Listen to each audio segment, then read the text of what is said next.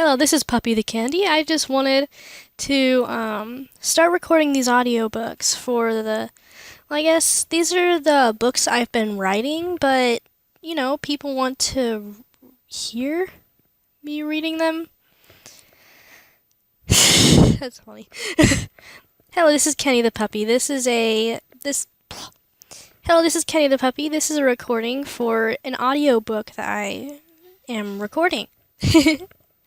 And this is a book that I've written. I've actually finished it. It is 13 chapters long, which should be 2 videos because I have a video. I'm going to be making a video for each book for each chapter. So, okay, let's just start reading.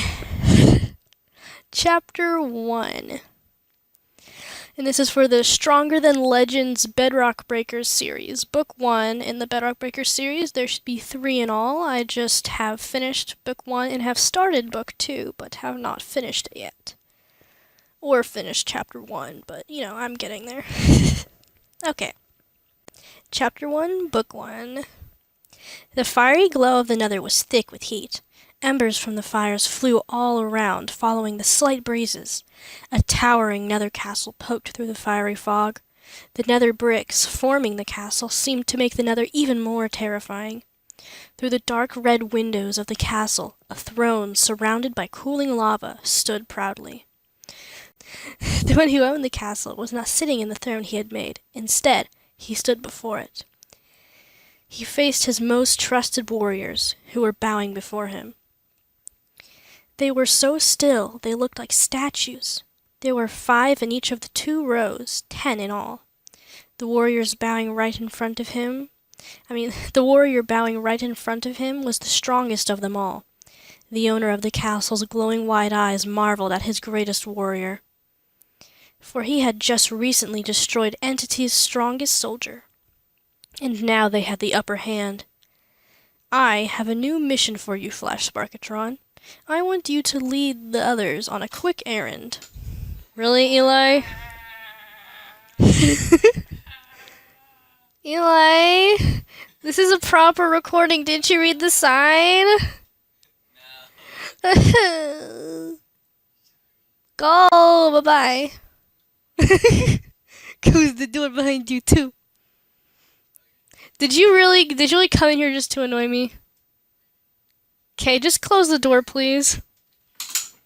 Thank you. But thank you for saying sorry. Okay. I have a new mission for you, Flashsparkotron. I want you to lead the others on a quick errand. The man, still staring, waited for a response. If you are sending us and not one of your wither skeletons, that means skilled combat will be necessary. So, what is our target? The warrior's neon purple eyes looked up as he said this, with a small grin on his face. Somewhere in the overworld. I'll take 10 of these. A young man slapped some golden carrots on the store counter. He wore a red shirt and had wavy blonde hair. The cashier looked at the carrots and shrugged. That will be 3 diamonds, sir. Stricken by the cost, the young man jumped back. 3 whole diamonds? No thanks. I'll stick to normal carrots for now. After his purchase, the young man slipped out the door, munching on the carrots he had just bought, and enjoying the scenery of the small town. He enjoyed going into town. It was much nicer than a bed and chest in an abandoned cave. Some soldiers training for the distant war marched down the street. The young man covered a part of his face as casually as he could, just in case any of them recognized him. The young man had been on the run for a few months now. However, he couldn't remember what he had done. He didn't remember anything past a few months ago. He just woke up one day wondering what was going on. The only thing he could remember past him waking up was someone saying his name. He didn't even remember the man's face, just the sound of a man telling him what his name was. Your name is Sparksbrine, and don't forget that. Thankfully, he had remembered. Ever since Sparksbrine woke up, he had been chased by men and women dressed in camouflage, who he later found out were the very people protecting this world from the dangerous zombies, skeletons, creepers, and spiders that threatened the safety of the citizens. Sparksbrine wished he could join them. The soldiers probably went on so many adventures together. There were only two things keeping him from becoming a soldier like the others. The first was obvious. He was a wanted man. The second was that he had no idea how to fight. A zombie came by one time and Sparksbrine had to bury himself underground. He almost died that night, and he knew he wasn't the kind of person to respawn. Curious? Well, there are two groups in this world. The first group of people are the players.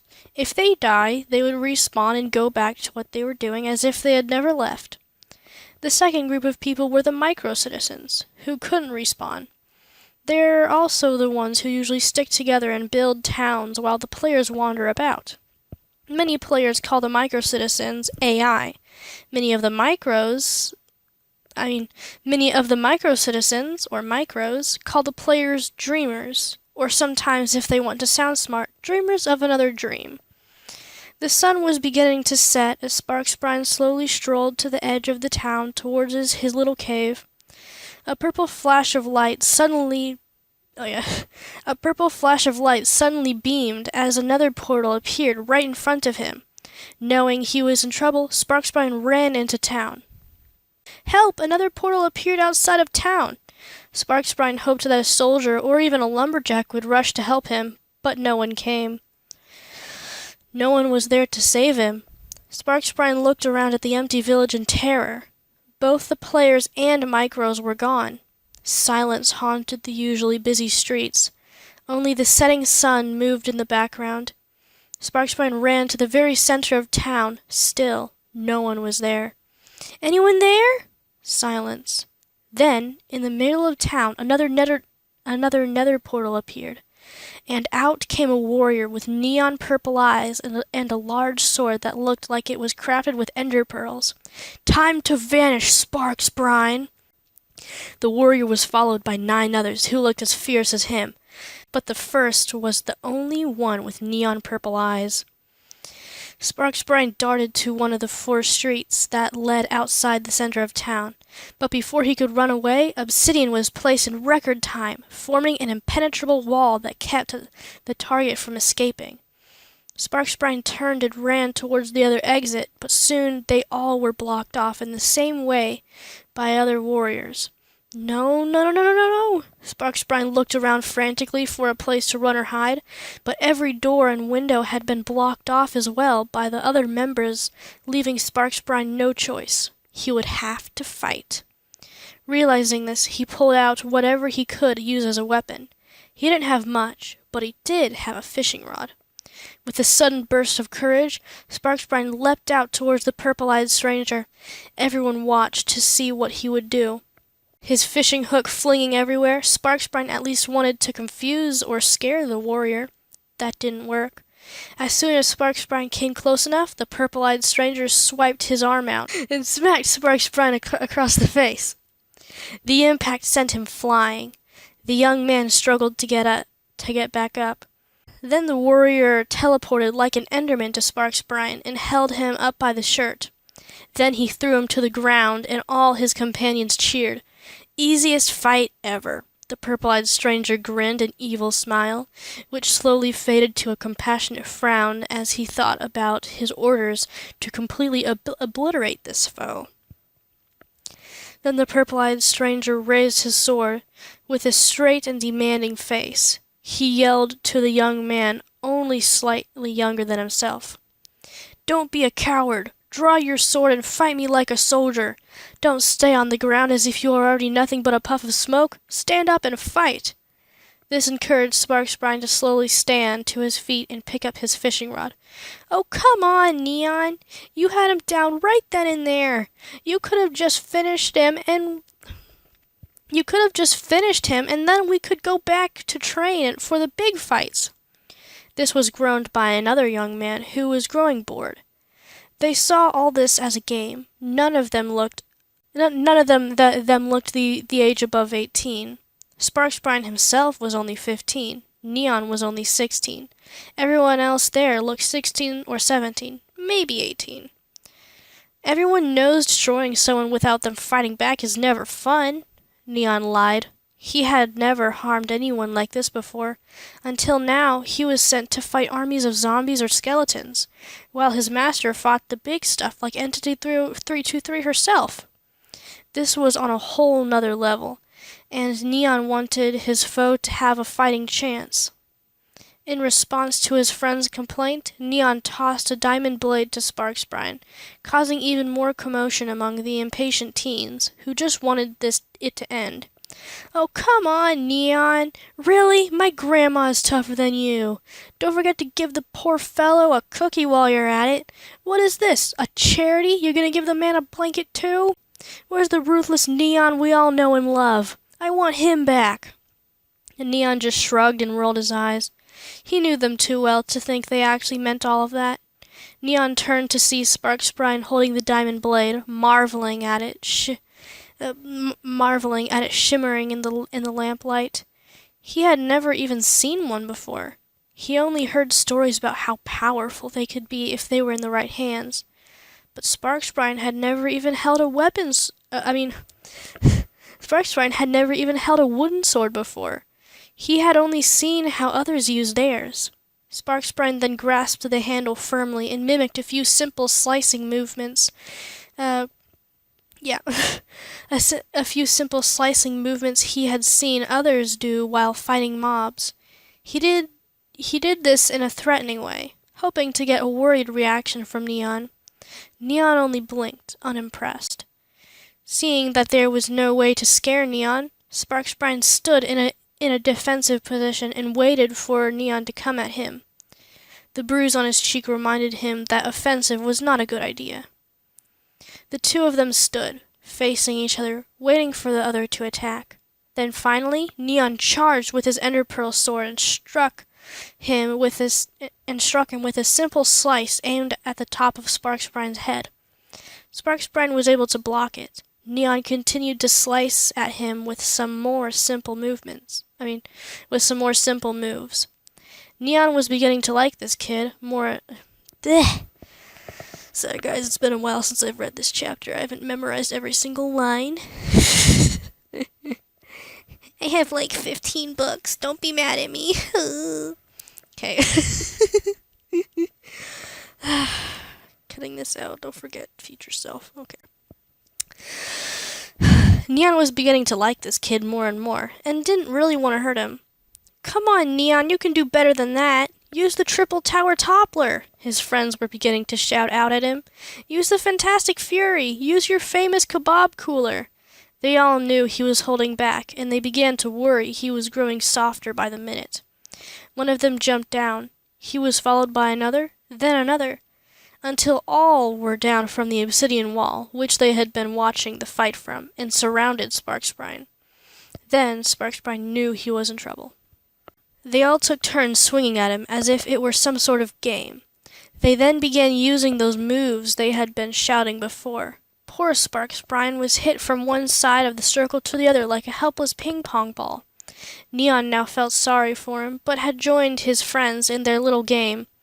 Sparksbrine did his best to block their swords and fists, but they began using their moves even faster and with more force. Soon, Sparksbrine collapsed to the floor, all beaten up and afraid to even lift his head. The group then left him alone on the floor for a few seconds while they debated what they should do to their new toy. Neon stood silently, listening. "That kid looked like he hadn't held a sword before. Let's just throw him into a pit of zombies. He would probably die before even touching the ground. I think we should make him our slave. He can shine our armor and do our chores for us." "Nah, I say we just toss him into some lava. Where's the fun in that?" The 9 of them argued and argued until they finally decided. "The boss is the one who told us to find and finish him. How about we simply bring him back to the Nether with us? Herobrine would probably want to finish him off himself anyway." Before Sparksbrine could open his mouth to object, 2 of the warriors picked him up as if he were a big doll and dropped him down in front of the portal. Sparksbrine fell to his knees and was held there by those same warriors. Neon stood watching. He did not know whether he should help the poor boy or his friends. So he just left to gather obsidian. While two of them guarded Sparksbrine, the others began gathering the obsidian with Neon. They dug it away as if it were cobblestone. This was easy because they used a material only Herobrine knew how to get. Their armor was made out of the same material. Once the obsidian was cleared, they talked about what they were going to do with all the citizens Neon and the Endermen had trapped using their teleportation abilities. They could dig out without us. If they are lucky, they might find some lava on their way up too. This was followed by an evil smile. They had buried them deep. The group started to pester their new friend. "Hey kid, where'd you learn how to fight? Girls' club?" The boy who said that was elbowed by one of the girls in the group, who happened to be standing next to him. The girls were just as ruthless and skilled as the others and never liked those kind of jokes. After a few scowls from the other girls, the group continued to plan what to do next. They might be mean, but the warriors cared about each other like siblings and listened to each other. They had all grown up together and understood one another. That is probably the biggest reason they were so successful in just about all of their past adventures together. "I and the girls will loot the town for anything meaningful. You two go to the Nether Fortress and prepare a place for our guest.